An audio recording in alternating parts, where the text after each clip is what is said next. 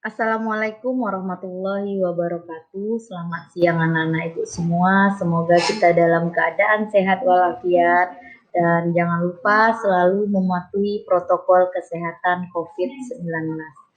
Nah, kali ini kita belajar BK materinya tentang bullying. Ya, bullying. Nah, kira-kira apa sih itu bullying? Nah, kita lihat di slide ya.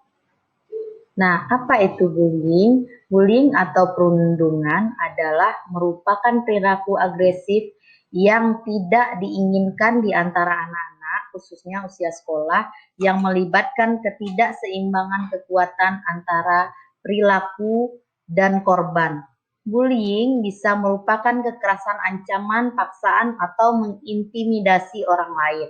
Nah, jadi tindakan bullying ini sangat-sangat tercela, tidak terpuji, perilaku yang tidak patut dicontoh tindakan bullying ini. Jangan sekali-sekali anak ibu melakukan tindakan bullying karena tindakan bullying ini sudah ada yang mengatur undang-undangnya ya. Nanti lebih lanjutnya dibahas nanti di modul. Nah, kita lanjut lagi slide berikutnya. Nah, ternyata bullying ini ada dua jenis ya. Jenis bullying offline maupun jenis bullying online. Kalau jenis bullying offline itu dilakukan secara langsung tanpa adanya media internet. Kalau bullying online itu dilakukan di media sosial ya, seperti memakai WA, Facebook, Instagram ya. Itu nanti kita jelaskan di slide selanjutnya. Nah, ternyata bullying offline ini dibagi 3 jenis. Ada juga 3 jenis. Jadi ada bullying fisik. Apa itu bullying fisik? Yang kasat mata. Nah, contohnya menampar, menjegal, menendang, menonjok. Nah, dia langsung ke fisik langsung ya. Jadi inilah jenis bullying fisik. Kalau yang kedua itu bullying verbal. Nah, bullying verbal adalah jenis bullying yang terdeteksi dari indera pendengar. Contohnya menghina, memaki, menjuluki. Nah, kenapa menjuluki? Menjuluki kalau seandainya ini kamu pernah nih dikatai dengan teman kamu, kamu jelek, gendut, kurus, ya. Jadi kamu tuh merasa sakit hati karena kamu selalu dicerca dengan julukan yang tidak kamu sukai. Itu termaksud bullying, tapi bullying verbal ya, secara kata-kata. Kalau sudah terkena di perasaan, sudah menyakiti hati, itu sudah termasuk bullying. Nah, ini sangat-sangat tidak patut dicontoh ya. Kita lanjut, bullying yang ketiga itu bullying mental. Bullying mental adalah bullying yang paling berbahaya karena tidak tertangkap mata atau telinga. Contohnya mengucilkan, meneror, mempermalukan.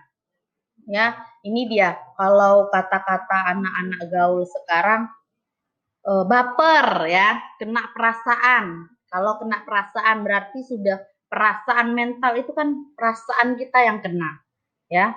Kalau seandainya kamu meneror orang, kemudian kena diteror, kemudian merasa dipermalukan, jadi kamu merasa tidak percaya diri. Nah, tidak percaya diri sehingga kamu merasa hari-hari ini merasa tidak berguna, kamu merasa tidak diterima, seseorang itu merasa tidak diterima, itu sudah, orang itu sudah terkena bullying mental. Nah, itu bedanya ya antara bullying fisik, bullying mental, dan bullying verbal. Ya, kita lanjut ke slide berikutnya.